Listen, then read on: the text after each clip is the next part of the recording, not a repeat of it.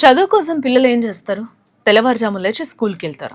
స్కూల్లో ఇచ్చిన హోంవర్క్ చేసి చదువుకుని పరీక్షలకు సిద్ధమవుతారు. బట్ ఇక్కడ మాత్రం చదువు కోసం ప్రాణాలనే పణంగా పెడుతున్నారు. ప్రతిరోజు మరణంతో పోటీ పడుతూ స్కూల్కి వెళ్తున్నారు. ఒక్క అడుగు జారితే నదిలో పడిపోయే సిచ్యువేషన్. ఒక్క క్షణం బ్యాలెన్స్ తప్పితే ప్రాణం పోయే పరిస్థితి. అయినా చదువు ఆగకూడదనే పట్టుదలతో ఆ పిల్లలు చేస్తున్న ప్రయాణం ఇప్పుడు అందరినీ కదిలిస్తోంది. అసలు ఆ పిల్లలు ఎవరు? ఎక్కడిది దారుణ పరిస్థితి అనే వివరాలు తెలుసుకునే ముందు వేద టీవీ న్యూస్ ని తప్పకుండా సబ్స్క్రైబ్ చేసుకోండి. మధ్యప్రదేశ్లోని విదిశా జిల్లాలో ఈ హృదయ విదారకర దృశ్యం వెలుగులోకి వచ్చింది. కరువా గ్రామానికి చెందిన విద్యార్థులు ప్రతిరోజు బెట్వా నదిపై నిర్మించిన స్టాబ్ డ్యామ్ పిల్లర్లపై దూకుతూ పాఠశాలలకు వెళ్తున్నారు. నదిపై వరుసగా ఉన్న కాంక్రీట్ పిల్లర్ల మధ్య ఖాళీలు ఉండడంతో ఒక్కో పిల్లర్ నుంచి మరో పిల్లర్ పైకి జాగ్రత్తగా దూకుతూ ముందుకు సాగుతూ ఉన్నారు. ఈ దృశ్యాన్ని చూసిన ఎవరైనా ఒక్కసారి గుండె ఆగినట్టే అవుతుంది. ఏ వీడియో సోషల్ మీడియాలో వైరల్ కావడంతో దేశవ్యాప్తంగా ఆగ్రహం కూడా వ్యక్తమవుతోంది. పిల్లలు స్కూల్కు వెళ్లేందుకు ఇంత ప్రమాదకరమైన మార్గాన్ని ఎందుకు ఎంచుకుంటున్నారని ప్రశ్నలు కూడా వెల్లువెత్తుతూ ఉన్నాయి. అసలు విషయం ఏంటంటే, సురక్షితమైన రహదారి మార్గంలో వెళ్లాలంటే వారికి అదనంగా సుమారుగా 8 నుంచి 10 కిలోమీటర్ల దూరం తిరిగి వెళ్లాల్సి వస్తోంది.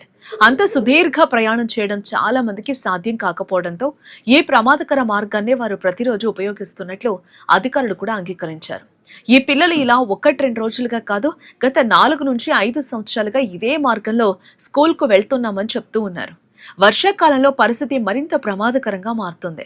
నీటి ప్రవాహం పెరిగినా, పిల్లర్లు జారుడుగా మారినా అదే దారిలో వెళ్ళక తప్పడం లేదని గ్రామస్తులు కూడా ఆవేదన వ్యక్తం చేస్తూ ఉన్నారు.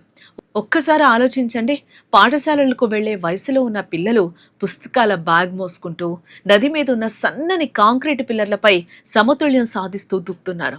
వారి వెనక నుంచి మరో పిల్లవాడు, అతని వెనక్కి ఇంకొకరు, ఇలా వరుసగా పిల్లలు ప్రాణాలను పణంగా పెట్టి చదువు కోసం ముందుకు సాగడం ఎంత ప్రమాదకరమో కదా. ఈ దృశ్యం ఇప్పుడు దేశవ్యాప్తంగా కూడా మనసులను కలిచివేస్తోంది. ఈ వీడియో బయటకు వచ్చిన తర్వాత విదిశా జిల్లా అధికారులు స్పందించారు.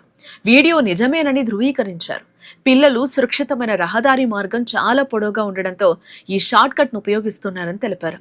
సమస్యను పరిష్కరించేందుకు తాత్కాలిక వంతెన నిర్మాణ ప్రతిపాదన పంపామని, విద్యార్థులకు సైకిళ్లు అందించి సురక్షితమైన మార్గంలో వెళ్లేలా చర్యలు తీసుకుంటామని చెప్పారు. అంతేకాదు, ప్రభావిత గ్రామాలకు దగ్గరలోనే కొత్త పాఠశాల ఏర్పాటు చేసే అవకాశాన్ని కూడా పరిశీలిస్తున్నామని వెల్లడించారు. అయితే ప్రజలు ఒక ప్రశ్న అడుగుతూ ఉన్నారు. పిల్లలు 4-5 సంవత్సరాలుగా ఇలా ప్రమాదకరంగా ప్రయాణిస్తున్నారని చెప్తుంటే ఇంతకాలం అధికారులు ఏం చేశారు? ఒక వీడియో వైరల్ అయిన తర్వాత ఎందుకు స్పందిస్తారు అనే ప్రశ్న సోషల్ మీడియాలో పెద్ద చర్చగా మారింది. ఇది కేవలం ఒక గ్రామ సమస్య మాత్రమే కాదు, గ్రామీణ భారతదేశంలో ఇంకా మౌలిక సదుపాయాల కొరత ఎంత తీవ్రమైందో చూపించే ఉదాహరణగా నిపుణులు చెప్తున్నారు. చదువు ప్రతి చిన్నారి ప్రాథమిక హక్కు. బట్ ఆ హక్కు కోసం ప్రాణాలను పణంగా పెట్టాల్సి వస్తే అది కేవలం ఒక పరిపాలనా లోపం కాదు, మన సమాజం ముందున్న పెద్ద ప్రశ్న.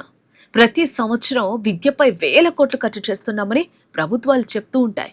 డిజిటల్ విద్య, స్మార్ట్ క్లాస్ రూమ్లు, కొత్త పాఠశాలలు, కొత్త పథకాలు అన్నీ ప్రకటిస్తున్నాయి. కానీ ఒక గ్రామంలో పిల్లలు సురక్షితంగా స్కూల్కు వెళ్లేందుకు కనీసం ఒక వంతెన కూడా లేకపోవడం, ఆ అభివృద్ధి అందరికీ సమానంగా చేరడం లేదనే వాస్తవాన్ని గుర్తు చేస్తోంది. ఈ ఘటనపై మీ అభిప్రాయం ఏంటో తప్పకుండా కింద కామెంట్ సెక్షన్ లో కామెంట్ చేయండి.